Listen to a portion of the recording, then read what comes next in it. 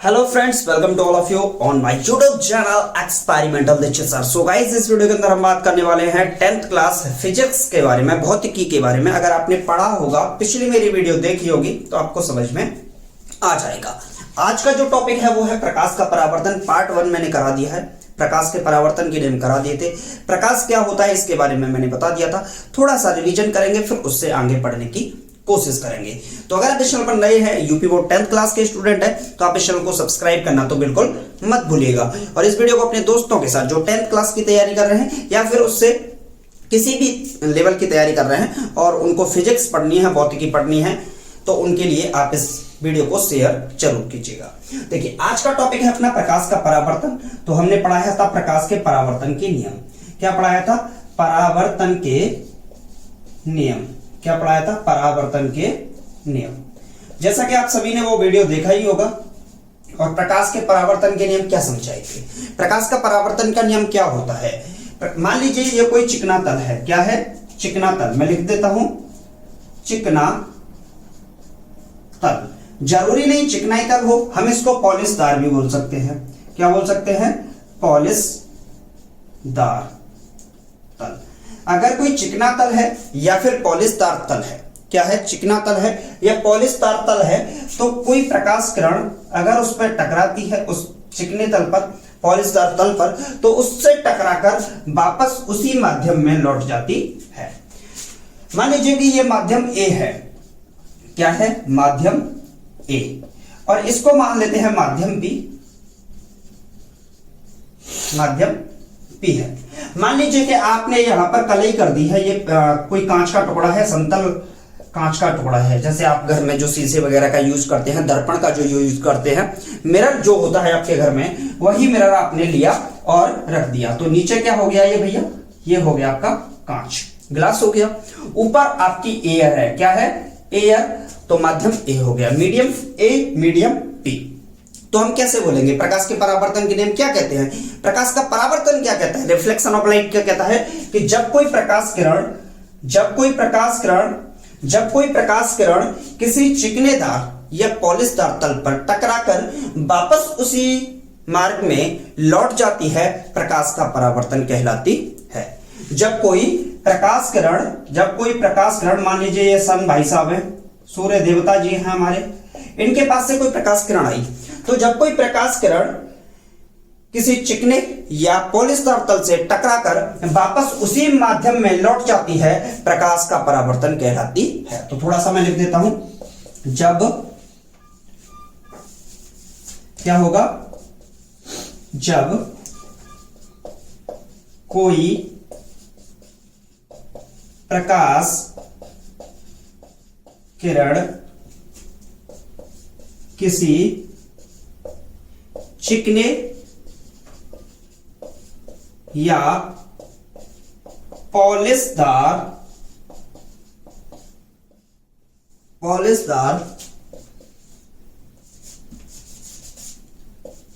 तल से टकराकर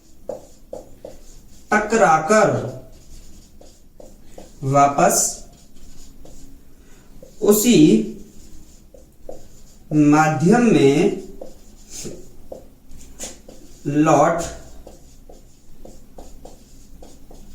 जाती है,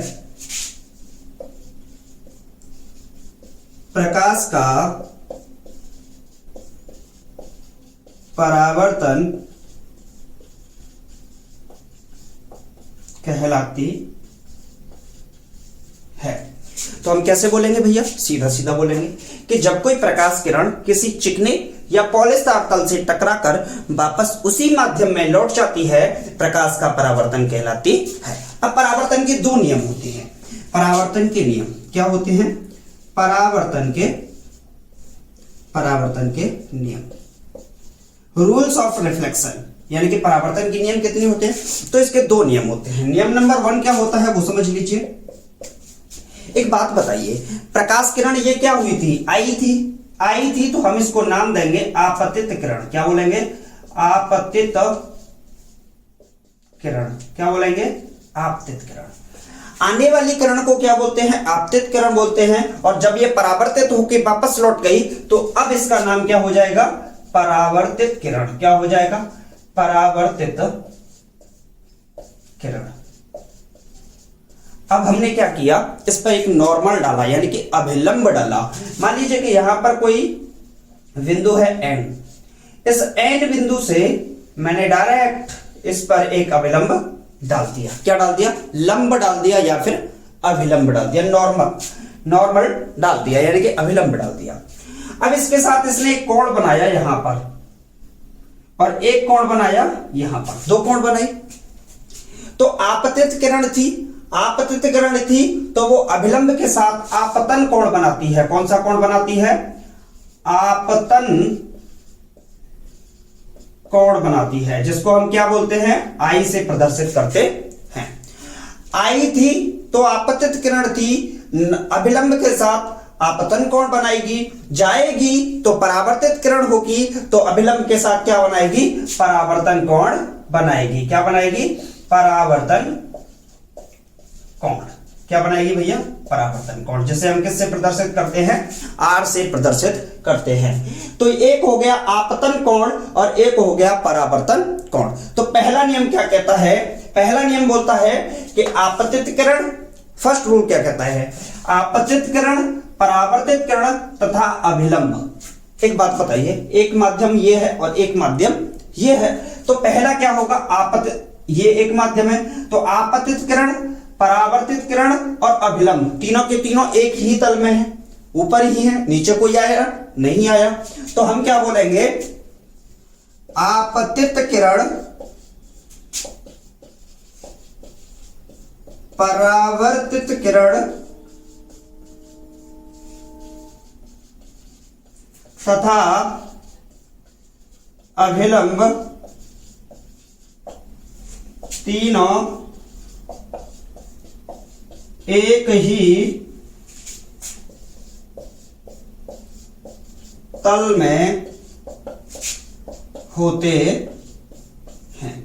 क्या बोला हमने, आपतित किरण, परावर्तित किरण, आई थी आपतित, चली गई परावर्तित तथा अभिलंब एक ही तल में होते, क्या हो गए, तीनों एक ही तल में हो गए। अब इसका रूल नंबर सेकंड क्या बोलता है, दूसरा नियम बोलता है इसका, भैया आपतित किरण ने कौन सा कोण बनाया, आपतन कोण बनाया, परावर्तित किरण ने कौन सा कोण बनाया, परावर्तन कोण बनाया। लेकिन अगर देखें यहां पर तो ये वाला कोण लगभग इस कोण के बराबर है, तो हम बोलेंगे आपतन कोण का मान, आपतन कोण का मान परावर्तन कोण के बराबर होता है। क्या बोलेंगे, आपतन कोण का मान परावर्तन कोण के बराबर होता है। यानी कि हम बोल सकते हैं sigma angle I equal to angle R. क्या बोल सकते हैं, एंगल आई इक्वल टू, तो हम क्या बोलेंगे, हम बोलेंगे आपतन कोण का मान परावर्तन कोण के बराबर होता है। तो ये नियम थे किसके, परावर्तन के। परावर्तन का नियम क्या होता है, परावर्तन का नियम होता है जब कोई प्रकाश किरण किसी चिकने या पॉलिशदार तल से टकराकर वापस उसी माध्यम में लौट जाती है, जब कोई प्रकाश किरण चिकने या पॉलिशदार तल से टकराकर वापस उसी माध्यम में लौट जाती है, प्रकाश का परावर्तन कहलाती है। तो दूसरा, इसके दो नियम होंगे। पहला नियम, आपतित किरण, परावर्तित किरण तथा अभिलंब तीनों एक ही तल में होते हैं। दूसरा क्या होगा, आपतन कोण का मान परावर्तन कोण के बराबर होता है। तो हम बोल सकते हैं angle I equal to angle R के बराबर होगा। आई होप आपको समझ में आ गया होगा। अब बात करते हैं थोड़ा सा इससे आगे बढ़ने की। चलिए तो इसको साफ कर देता हूं मैं। चलिए तो अब देखते हैं गोलीय दर्पण यानी कि स्फेरिकल मिरर के बारे में बात करते हैं। भैया ये गोलीय दर्पण का क्या चक्कर है, गोलीय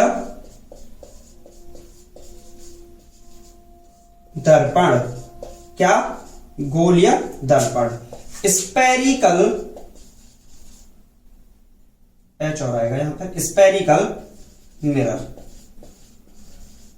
ये स्फेरिकल मिरर का क्या चक्कर है, यानी कि गोलीय दर्पण का क्या चक्कर है, इस स्फेरिकल मिरर को भी चेक कर लेते हैं। गोलीय दर्पण, देखिए गोलीय दर्पण क्या होता है, कोई खोखला गोला, जैसे आपने बॉल वगैरह देखा होगा, अरे फुटबॉल की बॉल। अब मान लो कि वो कांच की है और खोखली है। कैसी है?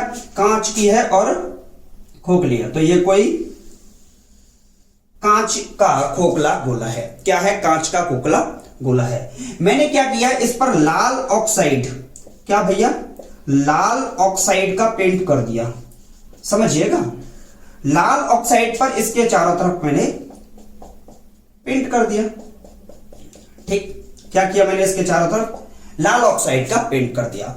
अब मेरे को जरूरत पड़ी इसको काटने की। क्या पड़ी जरूरत? काटने की पड़ी। तो एक बात बताओ, पहले तो इसका सेंटर कहां होगा? यहां पर होगा। मैंने क्या किया, इसको यहां से काट दिया। अब जो ब्रेक करके निकला हुआ है, जो ब्रेक करके निकला है वो क्या निकला है उसको समझते हैं। तो जो गोलीय दर्पण होता है इसके दो पार्ट होते हैं, दो भाग होते हैं। एक होता है अवतल दर्पण, अवतल दर्पण, और दूसरा होता है उत्तल दर्पण। क्या होता है भैया? उत्तल दर्पण। एक होता है अवतल दर्पण और एक होता है उत्तल दर्पण। उत्तल दर्पण को बोलते हैं कॉन्वेक्स मिरर। क्या बोलते हैं? Convex mirror. क्या बोलते हैं? Convex mirror. उत्तल दर्पण को बोलते हैं कॉन्वेक्स मिरर और अवतल दर्पण को बोलते हैं कॉनकेव मिरर। क्या बोलते हैं? Concave mirror. तो दो दर्पण हो गए, एक होता है उत्तल दर्पण और एक होता है अवतल दर्पण। तो अब मैंने जो ये गोलीय दर्पण का पार्ट काटा है, इसको थोड़ा सा अलग ले जाएंगे। तो इसको ले गए ऐसे, तो ये पार्ट निकला, यही तो भाग निकला। क्या निकला? एक भाग निकला ये। तो ये जो भाग निकला है इसको बोलते हैं अवतल दर्पण। क्या बोलते हैं? अवतल। चलिए यहां लिख देते हैं, क्या लिखते हैं? अवतल दर्पण। ये कौन सा दर्पण होगा? कौन सा मिरर होगा? कॉनकेव मिरर होगा, अवतल दर्पण होगा। तो जो ऐसा दर्पण जो अंदर की ओर से, ऐसा दर्पण जो अंदर की ओर से परावर्तक का काम करता है। देखिए अब यहां पर परावर्तक, अगर कोई प्रकाश किरण आएगी तो इसी माध्यम में कहीं ना कहीं वापस लौटेगी। तो एक ऐसा दर्पण जो अंदर की ओर से परावर्तक होता है अवतल दर्पण कहलाता है। अभी हम क्या करते कि इस वाले दर्पण को ले लेते हैं और इसको हमने ऐसे कर दिया। कैसे कर दिया? ऐसे कर दिया। अब हमने कलई को, जो लाल ऑक्साइड का जो पेंट किया है, कलई की है, उसको हम कहां कर दें? अंदर की ओर कर दें। कहां कर दें? अंदर की ओर कर दें। तो इसको बोलते हैं उत्तल दर्पण। क्या बोलते हैं? उत्तल दर्पण बोलते हैं, यानी कि कॉन्वेक्स मिरर कहते हैं। एक ऐसा दर्पण जो उजले या फिर बाहरी भाग की ओर से, एक ऐसा दर्पण जो उजले या बाहरी भाग की ओर से प्रकाश का परावर्तन करता है, उत्तल दर्पण कहलाता है। यानी कि प्रकाश का परावर्तन कहां से होगा? उजले भाग की ओर से होगा। यानी कि जो उठा हुआ भाग है उस भाग की ओर से अगर होता है तो प्रकाश का परावर्तन कहलाता, प्रकाश का परावर्तन होता है तो उसे बोलते हैं उत्तल, यानी कि कॉन्वेक्स मिरर कहते हैं। अब थोड़ा सा समझिएगा, मैं इसको अब अपनी लैंग्वेज में लेके आने की कोशिश करूंगा। देखिए क्या है, ये मान लीजिए कोई स्फेरिकल मिरर है। क्या है? स्फेरिकल मिरर है, यानी कि गोलीय दर्पण है। क्या है? गोलीय दर्पण। इसका ये क्या है? सेंटर। क्या होता है? सेंटर। तो सेंटर को प्रदर्शित किससे करेंगे? सी से। सी फॉर सेंटर। तो हम इसको क्या बोलते हैं? सेंटर। क्या बोलते हैं? सेंटर। और इसको हिंदी में बोलते हैं, सी का मतलब होता है यहां पर वक्रता केंद्र। क्या होता है? वक्रता केंद्र। क्या बोलते हैं? वक्रता केंद्र कहते हैं इसको। वक्रता केंद्र बोलेंगे सेंटर ऑफ कर्वेचर। क्या बोलेंगे भैया? Centre of curvature. क्या बोलेंगे? Centre of curvature. क्या बोलेंगे इसको? सेंटर ऑफ कर्वेचर, यानी कि वक्रता केंद्र इसको कहेंगे। ठीक। अब एक बात कीजिए, मैंने इसको काट के अलग कर लिया था। किसको काट के अलग कर लिया था? अवतल दर्पण को। अवतल दर्पण से समझने की कोशिश करेंगे, एक एक करके सारी की सारी डेफिनेशन समझेंगे। तो ये जो सेंटर था वो कहां होगा? यहां पर होगा। इसमें से कटा हुआ पार्ट ही तो है, तो इससे इसको मिला दिया तो ये क्या होगी? आधी इसकी रेडियस होगी, यानी कि त्रिज्या होगी। क्या होगी? त्रिज्या होगी। तो इसको थोड़ा सा आगे बढ़ा देते हैं। तो जो ये अक्ष बनती है, ये जो अक्ष बनती है, इसको क्या बोलते हैं? मुख्य अक्ष कहते हैं। क्या कहते हैं? मुख्य अक्ष। तो दर्पण अब नाम दे देते हैं M1 M2 कोई दर्पण है। क्या है? M1 M2 कोई अवतल दर्पण है। कैसा दर्पण है? M1 M2 कोई अवतल दर्पण है जिसके मध्य बिंदु P से कोई अक्ष जाता है जिसको मुख्य अक्ष यानी कि मेन एक्सिस कहते हैं। क्या बोलते हैं? मेन एक्सिस यानी कि मुख्य अक्ष कहते हैं। अब एक बात बताइए, यहां से यहां तक की बात करें, कहां से कहां तक? अब ये जो P है, पहले P को तोड़ते हैं। P का मतलब क्या होता है? P को बोलते हैं पोल। क्या बोलते हैं? पोल यानी कि ध्रुव। क्या बोलते हैं भैया? ध्रुव। तो जो दर्पण होता है, चाहे उत्तल दर्पण हो चाहे अवतल दर्पण हो, जिसका बिल्कुल मध्यम बिंदु होता है, मध्य का बिंदु होता है, मिडिल में जो पॉइंट होता है, जो मुख्य अक्ष जिस बिंदु से होकर जाती है, उसके कटान बिंदु को, ये जो कटान बिंदु है किसका? दर्पण का और मुख्य अक्ष का जो कटान बिंदु होता है उसी को क्या बोलते हैं? ध्रुव कहते हैं। तो दर्पण और मुख्य अक्ष के इंटरसेक्टिंग पॉइंट, प्रतिच्छेदन बिंदु को ही क्या बोलते हैं? ध्रुव कहते हैं, यानी कि पोल कहते हैं। अब एक बात बताइए, यहां से यहां तक ये क्या थी? इस गोले की, गोलीय दर्पण में इस गोले की ये क्या थी? त्रिज्या थी, रेडियस ही तो होगी भैया ये। तो हम इस जो C है, C से लेके P के बीच की जो दूरी होगी, क्योंकि P यहां पर हो गया, ये C से लेके P के बीच की दूरी क्या होगी? R होगी। क्या होगी? R। तो इसको बोलते हैं वक्रता त्रिज्या। क्या कहते हैं? वक्रता त्रिज्या। क्या कहते हैं? वक्रता त्रिज्या यानी कि सेंटर ऑफ रेडियस। क्या बोलते हैं? Centre of radius. Radius of curvature क्या बोलेंगे? सॉरी, इसको बोलेंगे रेडियस ऑफ कर्वेचर बोलेंगे। रेडियस ऑफ कर्वेचर क्या होगा? C से लेके P यानी कि वक्रता केंद्र से लेके ध्रुव के बीच की दूरी, वक्रता केंद्र से लेके ध्रुव के बीच की दूरी रेडियस ऑफ कर्वेचर यानी कि वक्रता त्रिज्या कहलाती है। अब बात करते हैं थोड़ा सा आगे। वक्रता त्रिज्या जो वक्रता केंद्र होता है और जो ध्रुव होता है, वक्रता केंद्र जो होता है और जो ध्रुव होता है, इनके मध्य में एक बिंदु और होता है। इनके मध्य में एक बिंदु होता है बिल्कुल बीचों बीच, उसको हम बोलते हैं F। क्या बोलते हैं? F। तो ये जो F होता है इसको बोलते हैं फोकस। क्या बोलते हैं? फोकस। फोकस। वक्रता केंद्र और ध्रुव का मध्य बिंदु क्या कहलाता है? मध्य बिंदु। इस बात को थोड़ा सा दिमाग में भरिएगा। वक्रता केंद्र और ध्रुव का मध्य बिंदु फोकस कहलाता है। अब एक बात बताइए, मैंने मध्य बिंदु बोल दिया। क्या बोल दिया? मध्य बिंदु बोल दिया। तो आपने देखा ये C से लेके F और F से लेके P दोनों के बीच की दूरी क्या होनी चाहिए? बराबर होनी चाहिए। तो जो होता है फोकस, वक्रता केंद्र तथा ध्रुव का मध्य बिंदु